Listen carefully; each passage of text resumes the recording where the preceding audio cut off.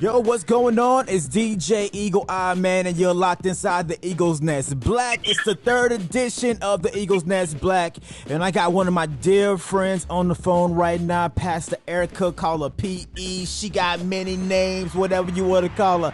Pastor Ericka, baby, what's good? Hey, I'm good. Oh, it's all good. When it don't look good, it's all good. Hey, I'm trying to actually put that in play, man. I got a lot of stuff going on myself, and it's like, it don't look good, but you got to praise him anyway, though, right? Absolutely. All right, so, man, how has life been? What's been going on? You got a lot of movements going on. You got a book going on. Let's talk about the book real quick. So, Single Life, Confessions of a Single... Like, let me know. I know it's a play on words, but let me know what's up with the book, though. It's a single confession, and it was a bit of a play on the words, because I had one confession to make about this singlehood that I had been dropped in, and of course, I was married for 18 years and was with someone for 20 years of my life, and all of a sudden dropped into singlehood. I didn't know what I was doing. I started jotting down notes and quotes that was inspired by God for me that ended up being this hot book. I mean, like this power pack playbook for singles, and men like it too. Men they feeling that book too because it's helpful, it's therapeutic. I deal with real emotive issues in there as well. So that's what I'm talking about. It was really for me. I think I kind of remember because I got a phone call too, and we were kind of talking about it, and I was going into a couple of things with you about just being single and the choices you got. But we ain't gonna go too far into that. But that right there. All that right there, man. With a podcast, we talk about music, we talk about mental health, and we talk about life. And me, I'm a big music head. When I first met you, you were singing and doing your thing, and you just had this powerful voice. Everybody just fall out when you start singing, man. So let us know about like what was going on with your career singing, where the turns came, what you experienced a little bit. Well, I can tell you what, when I started off singing, and most people were introduced to me when I was married. I joke with my friend, the Scott in Indianapolis, when I told him, I said, y'all never signed, y'all, never mind, I'm going to say it like that. I said, you never signed Tina Turner. Anyway, I was just saying, no one ever heard me solo before. Of course, I'm kind of underground working on some things.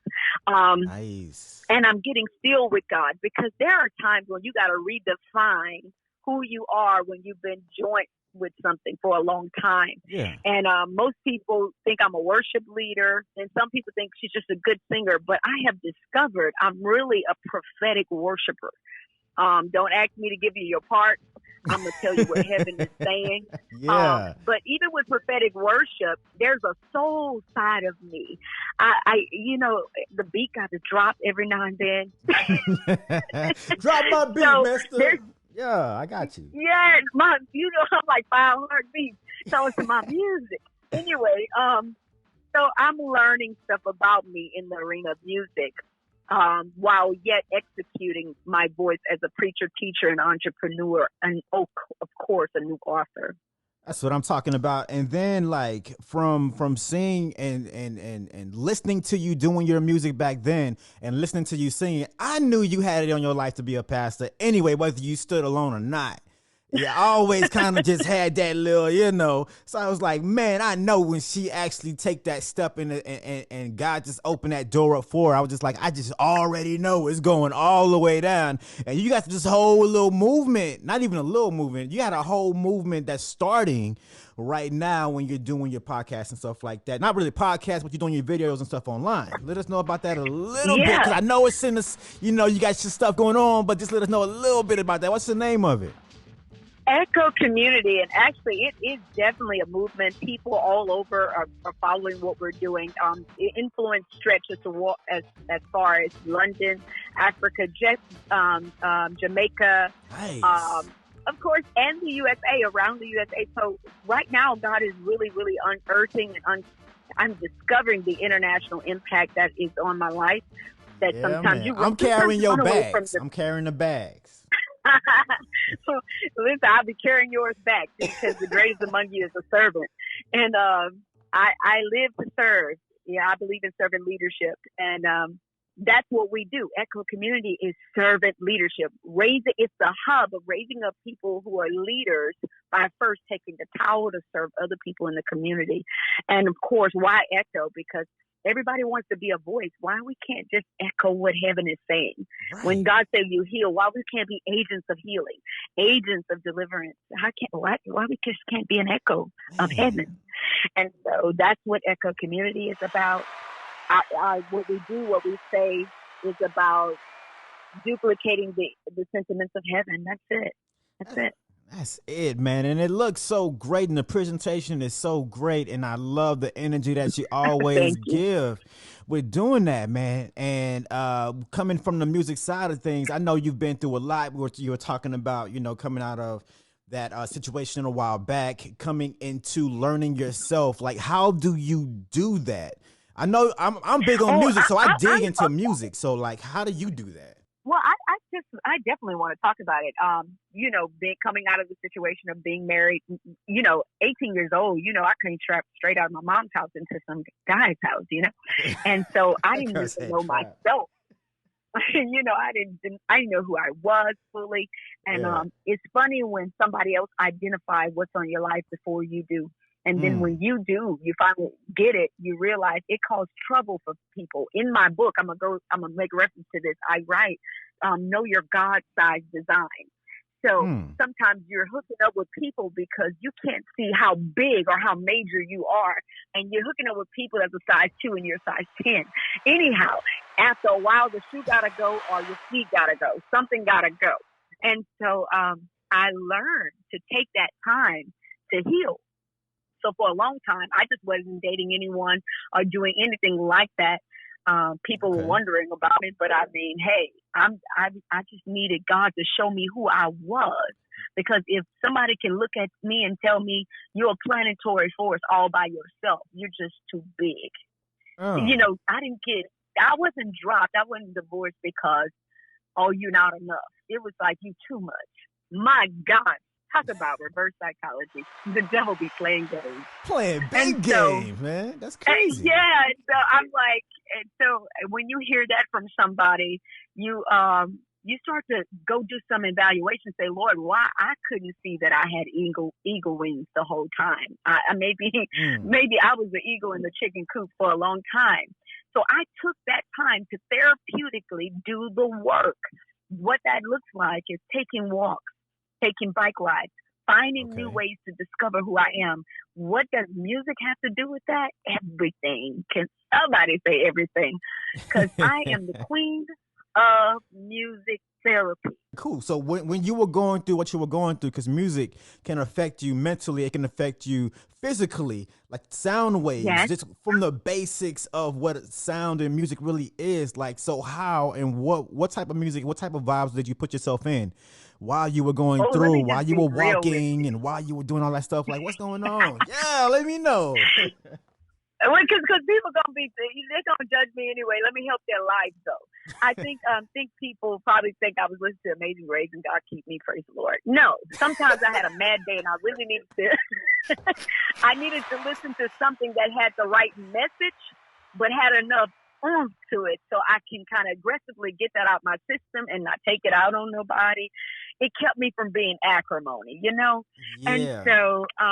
There were times that was the song I Pastor 83. He's called "I Got the Sauce," and there was one song he also has called "We're Just Different." It has some. It's principle based. Okay. It's principle based, but it has a life applicable meaning. Songs like that, of course. But then there were those moments in the morning when I'll take my sobriety and do my devotional walk and listen to some of my preachers that are set to music, some motivational stuff like Jim Ron that was set to music. Okay. Sometimes you got to talk to yourself. There were moments where I had to minister love back to myself. So I'll listen to some Nikki Miller or some P.J. Martin, you understand? And so I had to let myself know I can love again. My God, you can love again. So I was balanced about my diet of music. I created intentional power playlists. Intentional music, power playlists. I put together playlists that had different things in it, and I'm gonna read you a few of them while we're on here, I can stop rambling. Because that's gonna have some. That's gonna help somebody. So yeah, man, I could definitely. What a list! List number one. Let's get it. So it goes like this. One of my playlists is and I'll tell you, I don't mind unearthing my playlist. One of them said, "I Still Believe in Love." And I got a picture of myself. You got songs called Jumping Waves. You got Fly High by Mickey Miller. You have Her by Ivy Caree. Yeah. You have Love Letters by Mickey Miller. You know, I like her. Anyway, somebody go get her music. You got the Amours, All the Time. You know, you got instrumentals on there that have that good soul-like feel music on it. Then, of course, here's one for my Keep It Moving. Keep It Moving, PE. That's for when I had the really low days. You have Jessica Reedy that says Keep It Moving. You have songs like I even have Kanye West, Cold Water. Come on. Hey man, that album go kind of hard though. Like the choir album go kind of hard though. I can't front. I got Dietrich Haddon, Gorilla Faith on here. I have Kurt Franklin, Strong God. I have Antonio O'Neill, right, Call Your Word. Yeah. Like that's my list, right? All right, I gotta write that one down. Text me that list. I gotta get the rest of them songs. I'm gonna give it to you, and then I have one for my future love too. I'm hopeful in love. I'm hopeful about it. There. How long did it take you to get to that point? Well, if you do have to split, if you do have to break, it's like, what is a comfortable time frame? And should I do it again? Exactly.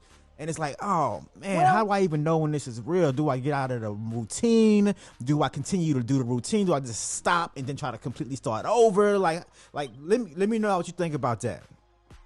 That's a good question. Let me tell you something I tell people.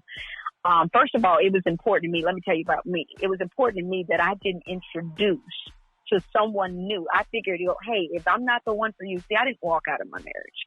I was kind of missed out of it. And not because I did something terrible, honestly. It was just because, I guess he didn't feel like I was compatible with him. So here's the deal. I learned that I'm an eagle, and if there's someone out there, it's important to me to be like, now, can I preach a little bit? I'm a preacher. Hey, man, you better go ahead and get it popping. So here it is. When the prophet Samuel was weeping over Saul, who he had anointed, and he obviously he's not gay or anything. He was weeping over this man who's no longer king. The Lord told him, how long are you going to weep over Saul, in whom I rejected? He said, dry your eyes, take your horn, fill it with oil. I have another. And so obviously God is saying, I'm going to need you to stop crying now. Take the whole horn. Obviously he had emptied out everything upon Saul. So it's time for him to fill it up again so he can go anoint another king. And so that text right there really helped me a lot. I said, am I really weeping over this marriage or the investment? And I realized I was just weeping over the investment. I was weeping over, man, I put too much in it. I need something out of it. And God said, sometimes you're not going to reap where you sowed. You're not going to reap from the same ground you sowed into. So now go fill your horn up with oil. You see the process? Stop the crying. Get to the place where you can fill yourself up again. Fill you up again. Know who you are. Then go anoint another. And I love that God gave me strategy because he said, go worship. Go as if you're going to worship. So I took the time to fill my horn with oil because I knew God would send another. And I didn't want to introduce an old man's wife to a new man. I needed to make sure I introduced Ericka to this man who I would present myself as his wife. And so it took me as much time as it took me. Everybody has their own time frame. Yeah. Everybody. I don't want to set rules for people because we're all different. For who I am, I was intentional on purpose. Took about 3 years to do that. To make sure I was good. I'm just looking up. I'm just saying, hello. I'm just looking up when it comes to that area of my life. And it's because I'm not that one who dates without a purpose. If I'm going to date you, I'm intentional. I see that you have what it takes to lead me, and we complement one another. Right. But I think it's up to you. But I needed every bit of that time. The first year was about cleansing. Okay. The second year was about rediscovering. The third year was about enjoying what I discovered. It was just for me. In 3 days, he rose. Hello. I'm preaching good. You is girl, look. I gotta put you a choir back here. Like I'm gonna go ahead and raise that up for you because you are cutting up right now. All right, and in that, I got another question I do want to ask you within that. So, whenever you were going through that, and you were listening, and you were, open to God at that point. Is at any point you might have second thought in your head like, man, is God actually saying this, or he's saying this, or is it this? Hey, God, confirm with me. Well, I need your three. You know what I'm saying? Okay, yeah. I've been through some stuff. Now, I'm not telling you I didn't look and say, well, let me see if I can, because I had people telling me to start dating. Sometimes it was not really that. I can't tell you God told me not to date per se. I knew I was scared as heck. I didn't know what I was, this was a new dating world. You understand? Yeah, it's different out here right now, bro. Yeah, I've never dated as an adult. I was scared. I said, somebody about to run over me, Jesus. I need you to be my keeper and show me some stuff, because I needed to keep game on what was out there. Man, you know we got you over here, man. I got you. Got you. Man, they will play you and use you and throw you aside, and then PE will have a rep.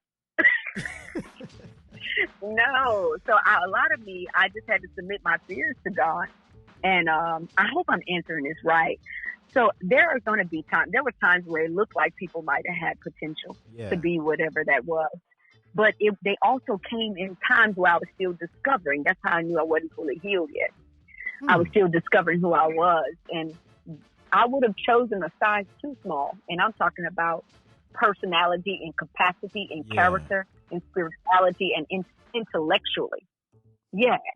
I would have chosen too small for myself, because once you've been in something for a long time, you have what you call a bend or a proclivity. Okay. You learn how to be for that person. You have to give time for God to teach you how to be you, so that when the next person comes, you're not trying to do old routines with a new person. Exactly. I get that. Yeah. You'll mess that up because you think he told me this: forget everything you thought you knew. You was a good wife, but I'm teaching you how to be a great one. Yeah, and you know what, man? I actually reached a point in a marriage at that point too. So it was like, once I got to a spot where everything that I had learned, seen from parents, asked people about and stuff like that, once you reach that limit and you have to literally be like, God, you're going to have to show me something different, because this ain't working. It got to be something better to do than what I'm doing. And to have to go through that outside of a marriage or outside of a relationship, to have to go through those same steps again, it literally didn't even dawn to me until you just said it. You know what I'm saying? Because if you don't learn past what you already know, you won't be able to grow thinking you know it all, right? Am I saying that right? You won't be fit for who God has for you if you never be open to learning. And open to learning is really, first of all, learning stuff about you that you never knew. I found, man, I'm so excited about who I've become. I might have told somebody this: I will not repeat going through a divorce, but I wouldn't change it, because honestly, I like me. I like her. She cool. I like who I am. I realized I was afraid to be this girl. I was afraid to be who I always was. I'm that girl like to spontaneously dance. You understand? Oh, yeah. I like to dance. I like to sing loud sometimes. Sometimes I like to get up. I do every morning. I like to get up early and pray. And I might pray real hard and loud in the house. And sometimes I just like to be extremely quiet. Nothing wrong with me. I just like you to just leave me alone for 2 seconds. Let me spend time with God. I don't watch TV much. I'm not a big TV watcher. I'm learning so much about me now for the king God has for me. May I say it like that? Because my future husband's dope. You hear me? He's gonna be the king you need to be, right? It's all gonna fall in. He's gonna be super ready. Nah, I get it. Dope. Well, what I'm saying is, I need to be free to be all that I really am because I'm built for a boss. I'm built for him. And so if I don't know how to appreciate the stuff who I am, and use that time that I'm taking that in between, I'll never have the anointing. Remember back to what I was saying, to anoint the next one. And I promise you, my next will be my final. I don't have time. I don't have time for all Yeah, of we this. ain't out here just wasting time. They be switching and doing all kind of crazy stuff out here, man. It's we are from a different generation though. So it's kind of... Shoot, 20 more years, I'll be 60. I don't have time to give 20 more years away. God, you don't look like that age. God, you could get you a whippersnapper if you wanted to. I'm just keeping it real. Oh, well, I'm going to put it out there so people can understand. No Robin Crater. No Robin the Craters. No. All right, so I'm going to get your opinion on this. This is almost left field a little bit. What is what is the cougar age for you? Like, what is too young or too old for you? Man, let me. I'm probably not the person to ask because I feel like I'm not down with no one younger than me. How about that? Not down with no one younger than what? Say it one more time. No one younger than I am. Because my mindset. Yeah, my mind is just way beyond that. I have a little old lady inside of me with a youthful edge, you know? Yeah. That's dope. All right, cool deal. So back to the music side real quick, man. When you actually found that groove, outside of those other three lists, you know, you had to go through three of them. All three were different personalities pretty much. It's how I viewed it. So are different phases, should I say. And phases, yeah. So since you actually hit that groove, what type of music are you listening to now? Like, what keeps you in that groove to where, you know what, they just said something stupid, but I got my thing going over here. I'm good. What keeps you in that mindset? What music keeps you, you know, with that uplifting, dancing? What keeps you in that mode, man? Tell you, it's really balanced, but I think where I'm at right now, I'm listening to a lot of Maverick City, because early I keep my mind clear. I'm in worship mode a lot these days. Just in this moment, when you're in transition, usually God has you a place where you're listening, and I'm preparing for the next chapter of my life, which is about to be really major.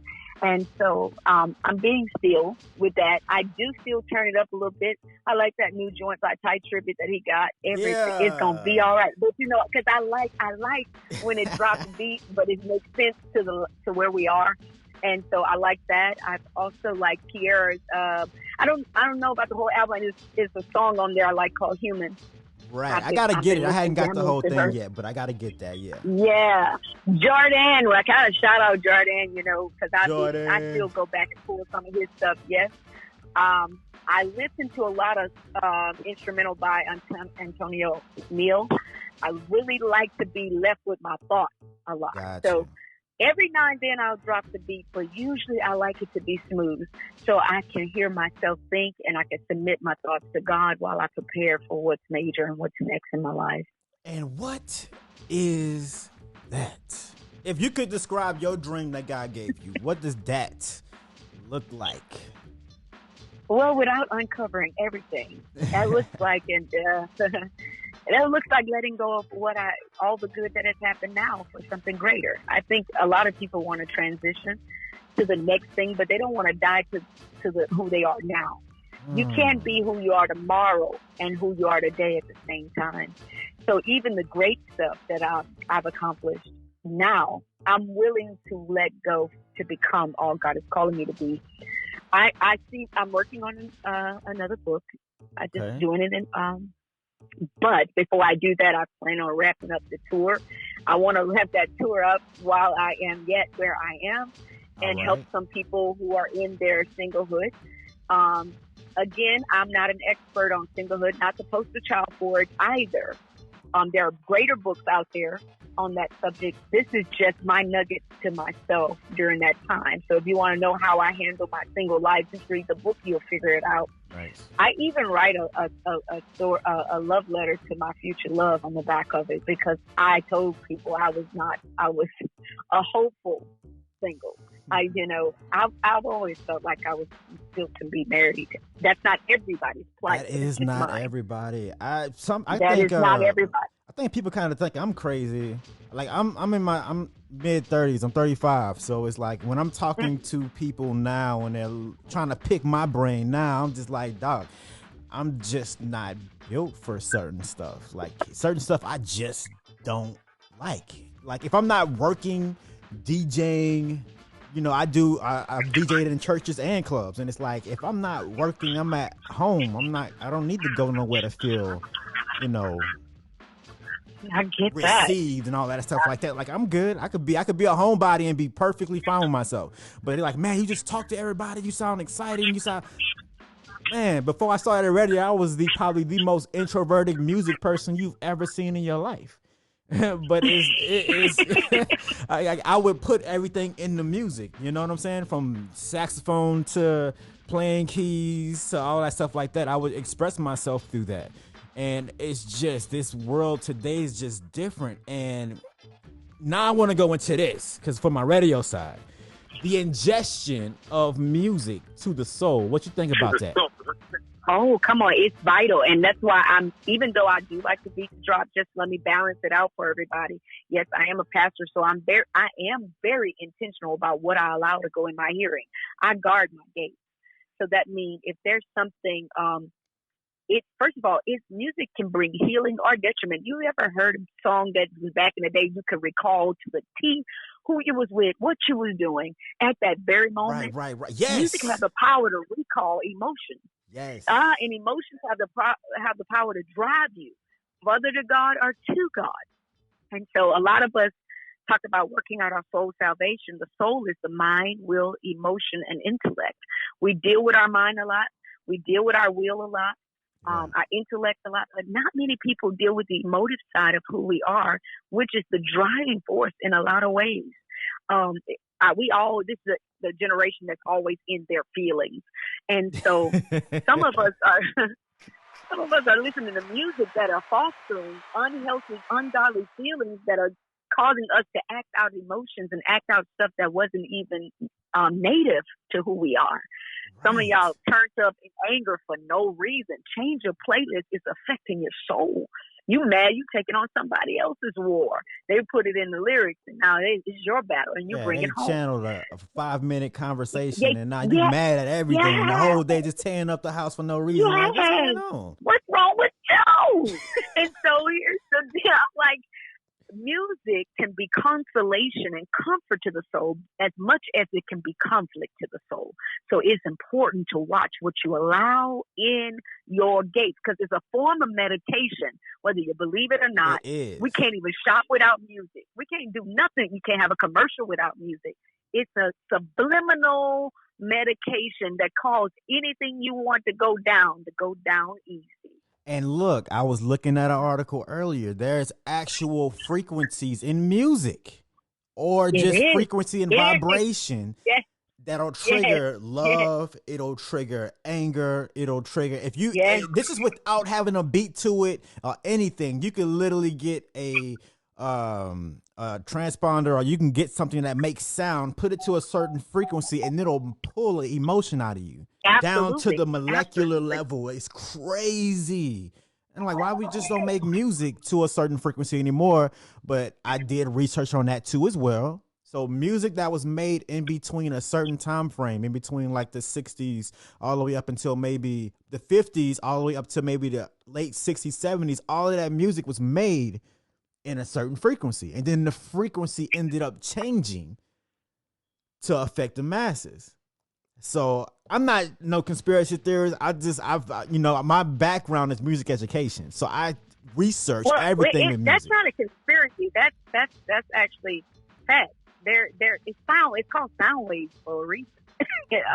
And sound can produce light. You understand? Certain sounds produce certain colors. I just tell people understand.